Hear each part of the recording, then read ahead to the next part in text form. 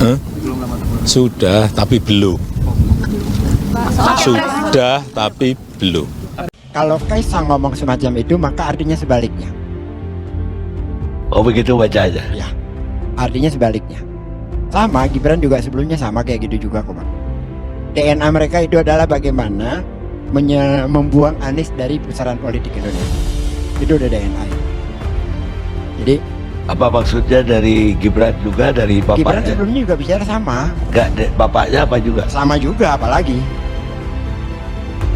Jadi saya sampai pada tingkat ini tidak rasional ya, hiperbola. Tapi ini yang saya ingin ungkapkan. Kalaupun dia ngomong api itu panas, karena dia ngomong saya nggak percaya. Salah satu kelebihan Pak Jokowi yang luar biasa menurut saya hormat sehormat-hormatnya, dia orang yang paling hebat membantah dirinya sendiri. Wow, itu dahsyat Pak Jokowi. Membantah dirinya sendiri. Iya, bulan ini ngomong begini, bulan berikutnya ngomong lain. Itu dia bantah-bantahan gitu. Dan sebetulnya 2015 Februari saya sudah nulis kolom di majalah Tempo. Judulnya Joko versus Widodo. Oh, menarik. Itu sebetulnya memang karakter atau sebuah strategi. Menurut saya, karakter yang kemudian jadi basis strategi. Konsultan politik E.F. Saifullah Fattah memberikan argumen menohok tentang Presiden Jokowi. Menurutnya, salah satu kelebihan Jokowi yang luar biasa adalah dia bisa membantah dirinya sendiri. Artinya, bulan ini bicara begini, bulan selanjutnya ngomong lain. Ia seperti berbantah-bantahan dengan dirinya sendiri. Salah satu kelebihan Pak Jokowi yang luar biasa menurut saya hormat sehormat-hormatnya, dia orang yang paling hebat membantah dirinya sendiri. Wow, itu dahsyat Pak Jokowi. Membantah dirinya sendiri. Iya, bulan ini ngomong begini, bulan berikutnya ngomong lain. Itu dia bantah-bantahan gitu. Ia bahkan mengaku pernah menulis di Tempo pada tahun 2015, judulnya Jokowi versus Widodo. Menurut E.F., itu karakter yang kemudian menjadi strategi. E.F. melanjutkan, jika Jokowi dulunya adalah seorang political marketer, sekarang ini ternyata ia hanyalah political seller. Marketing dan selling itu dua hal yang berbeda. Marketing itu orientasinya adalah kepuasan customer. Kalau seller, bagaimana terjualnya barang. Cuman kalau sekarang saya lihat, mungkin kita harus ubah definisi Pak Jokowi. Dulu saya pikir dia itu political marketer. Sekarang saya lihat dia political seller. Marketing dan selling itu kan dua hal yang berbeda. Beda, ya. Kalau marketing itu orientasinya adalah kepuasan customer. Kalau seller itu terjualnya barang. Dan ini hard selling lagi ya. Iya, jadi dia tidak peduli bahwa ada sesuatu yang dilanggar, banyak yang ditabrak-tabrak. Itu bukan marketing itu. Itu selling itu. Lalu kemudian dia paksakan instrumen-instrumen bekerja untuk penjualan terjadi. Bansos dengan BLT, aparatur bergerak, memihak dan seterusnya. Itu menunjukkan bahwa dia bukan marketer ternyata. Dia seller. Artinya, ia tidak peduli lagi ada sesuatu yang dilanggar dan ditabrak. Itu bukan marketing, itu selling. Lalu dipaksakan instrumen-instrumen pekerja agar bisa menjual anaknya. Hal itu bisa dilihat di bansos, BLT, sampai aparatur berpihak. Apa yang dilakukan Jokowi ini adalah amarah yang diperlihatkan karena elektabilitas Gibran tidak sampai kepada yang diharapkan. Lalu mengutip Hasanah orang Solo yang mengatakan 4 tahapan saat menghadapi pesaing atau musuh, yaitu ngalah atau mengalah, ngalih atau menghindar, ngomong atau bicara, dan ngobong atau membakar. Dan yang dilakukan Jokowi saat ini adalah tahap keempat, yaitu ngobong atau membakar. Dalam Hasanah orang Solo mengutip Joko Widodo sendiri yang ia sampaikan ke saya 2012. Orang Solo itu kalau disakiti atau dizalimi atau merasa ada sesuatu yang harus dia lawan, melawan dalam 4 tahapan. Ngalah, ngalih, ngomong, ngobong. Itulah tahapan melawannya orang Solo. Ngalah itu dengerin aja orang ngomong, seolah-olah kita setuju. Bahkan kalaupun tidak setuju, keluarnya enggi itu ngalah. Ngalih itu menghindar, nggak ketemu orang itu, nggak mau ngomongin itu, menghindar dari isu itu sudah mulai masuk ke berikutnya. Udah nggak mau lagi berhadapan muka dengan kita. Diundang nggak datang. Kalau tadinya diundang datang, nunduk-nunduk, duduk di depan, kitanya duduk di tempat yang lebih tinggi. Itu ngalah itu. Ketika ngalih tidak datang. Ulang tahun tidak datang. Itu ngalih. Kalau ngomong udah mengekspresikan dalam bentuk verbal. Saya nggak suka yang Anda bilang, atau kalau karena dia tidak ketemu langsung saya nggak suka, nggak benar itu dan seterusnya. Atau lewat orang lain gitu, disakiti si saya, dilecehkan si saya, gitu. Itu kan mulai bermunculan tuh. Sebelum akhirnya seperti sekarang, ini ngobong. EF lalu menjelaskan alasan kenapa Jokowi hari ini sudah ke tahap ngobong. Bisa jadi karena ia selama ini menahan emosi karena jangan-jangan ia diperlakukan tidak baik sebagai petugas partai. Yang kedua, Jokowi sedang punya kepentingan yang sangat besar dan kepentingan itu benar-benar ia ingin ambil. Kepentingannya kalau pakai bahasa positif ia ingin melanjutkan apa yang sudah ia mulai. Bahasa negatifnya, ia tidak mau kehilangan kenikmatan kekuasaan dan mau menjaganya dengan cara yang paling ekstrim. Anaknya sendiri yang menjadi wakil presiden. Nomor satu, sangat boleh jadi ia memendam sesuatu yang menyakitkan, yang tidak menyenangkan, dan seterusnya lah.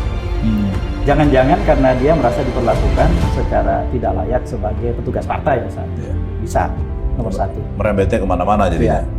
Nomor dua, Pak Jokowi sedang punya kepentingan yang sangat besar. Dan kepentingan itu betul-betul ingin dia ambil, dia capai. Harus capai. Kepentingannya menurut saya adalah, kalau pakai bahasa positif, dia ingin menjaga kelanjutan apa yang sudah dia mulai. Bahasa positifnya begitu. Kalau bahasa negatifnya adalah dia tidak mau kehilangan kenikmatan kekuasaan dan mau menjaganya dengan cara yang paling ekstrim. Anaknya sendiri yang jadi wakil presiden. Saat EF ditanya Jokowi bukan tipe pengumpul kekayaan, jawaban EF simpel, ia mengaku belum pernah melihat rekening Jokowi. Tapi yang jelas saat ini semua terlihat jika Jokowi itu ternyata sama saja dengan orang lain. Meski casingnya lain, tapi isinya ternyata sama. Politisi biasa memikirkan pemilihan yang akan datang, sedangkan politisi yang luar biasa memikirkan generasi yang akan datang. Meskipun Jokowi sedang memikirkan generasi yang akan datang, tapi dalam arti sempit, artinya generasi keluarganya yang ia pikirkan. Itu kan paling ekstrim. Tapi yang dicari apa? Pak Jokowi kan bukan tipe yang numpuk harta atau apa, lebih kepada... Saya kebetulan nggak pernah lihat rekeningnya, nggak pernah lihat dompetnya, jadi saya nggak tahu tuh. Ini baru buat saya baru. Kalau saya lihat apa yang terjadi sampai dengan 9 tahun lebih ini, sama saja Pak Jokowi, sama saja dengan orang lain. Sama-sama. Dan artinya seperti inilah, casingnya lain, isinya sama, kira-kira gitu lah. Politisi biasa menurut saya. Politisi yang biasa itu memikirkan bagaimana memenangkan pemilihan yang akan datang. Itu cirinya. Politisi yang luar biasa atau negarawan memikirkan bagaimana nasib generasi yang akan datang. Jokowi nggak mikirin itu menurut saya. Mikirin dong, kan generasi yang akan datang yang ada akan di datang cawapresnya. Iya. Tapi dengan dipersempit bahwa yang akan datang itu harus anak-anaknya. Nah, kalau tadi misalnya jelaskan Pak Prabowo tampil apa adanya, ya oke lah, bagus lah. Karena selama 10 tahun ini kita terpesona dengan orang yang bajunya harganya 200.000, sepatu 150.000 katanya ya, celana 300.000, total di badannya cuma 500-600.000. Sederhana banget penampilan, hasrat berkuasanya gede banget. Sampai dorong anaknya jadi wali kota, dorong menantunya jadi wali kota, sekarang dorong anaknya jadi calon wakil presiden.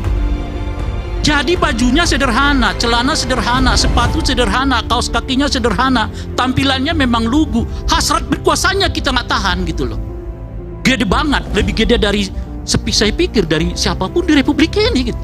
Karena tidak pernah kita menemukan presiden yang saat ia berkuasa seluruh keluarganya juga ikut berkuasa. Di mana ada ceritanya Republik ini? Pengamat politik Rerangkuti memberikan catatan kritis terhadap pemerintahan Jokowi yang akan dilanjutkan oleh Prabowo. Menurutnya, berbagai praktek dan kebijakan pada akhir pemerintahan pertama hingga kedua Presiden Jokowi menimbulkan banyak kekecewaan bagi rakyat Indonesia. Presiden Jokowi seketika mulai meninggalkan identitasnya sebagai sosok pemimpin yang sederhana dan merakyat, mulai dari penegakan hukum terkesan menjadi alat politik kekuasaan. Sebaliknya, sebelah perkara lama seperti pelanggaran HAM berat masa lalu yang menjadi usang untuk dituntaskan justru terus dihadapkan pada ketidakpastian. Tantangan Pak Jokowi dengan Pak Prabowo mungkin kalau dibuat skala-skala bisa juga tantangan Pak Jokowi lebih besar, tapi kabinetnya 3-4. Itu. Apalagi Pak Prabowo hanya mengatakan saya akan melanjutkan apa yang sudah dilaksanakan oleh Pak Jokowi. Artinya kalau Pak Jokowi 3-4, Anda mestinya bukan 4-4 dong di bawah itu. Karena tinggal melanjutkan. Karena artinya melanjutkan itu nggak mungkin 90 kan. Melanjutkan itu ya paling, itu artinya orang udah bekerja di atas 50, sisanya yang kita lanjutkan 40, 30.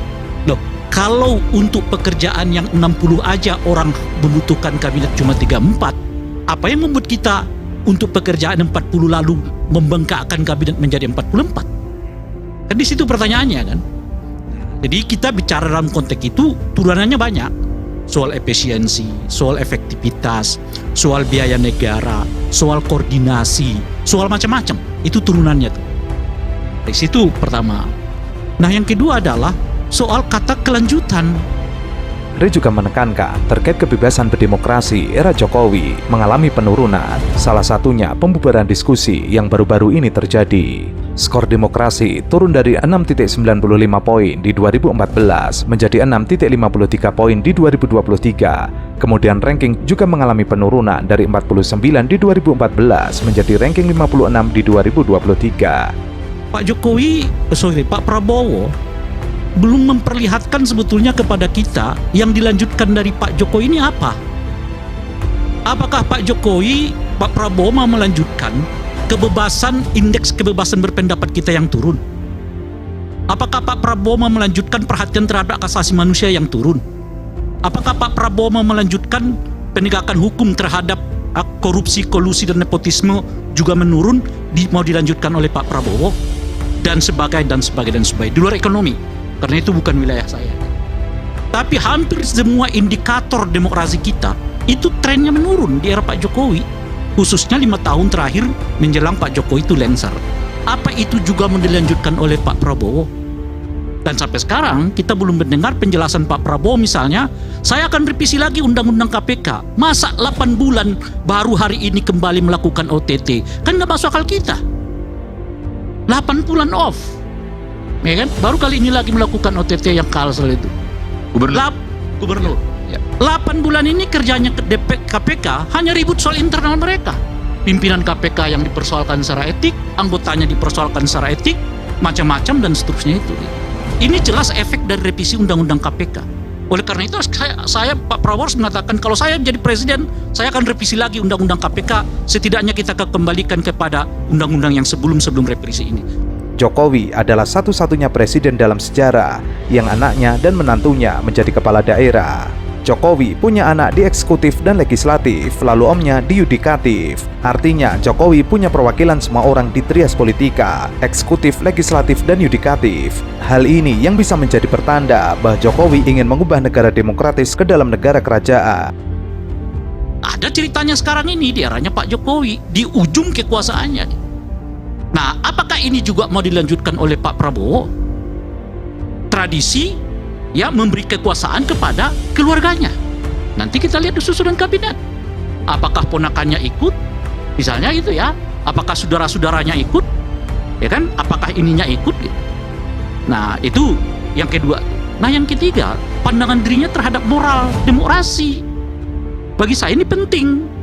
Kenapa? Karena di era Pak Jokowi ini selalu orang berlindung di bawah aturan. Padahal aturan yang dilipat-lipat. Itu kira-kira. Bahkan ada ketua partai yang kita dengar hari ini berpidato kan. Aturan, kita harus menang. Jangan melanggar aturan. Tapi kalau nggak ketahuan, kata dia gitu ya kan. Iya makanya, jangan melanggar aturan asal nggak ketahuan. Nah, boleh melanggar asal jangan ketahuan. Itu artinya apa? Moral politiknya nggak ada. Mestinya yang diajarkan kepada kader-kader itu bukan melanggar.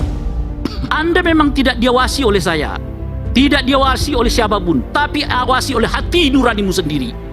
Oleh karena itu Anda jangan sekali-kali melanggar aturan apapun, sekecil apapun aturan itu yang harus disebarkan kepada Republik.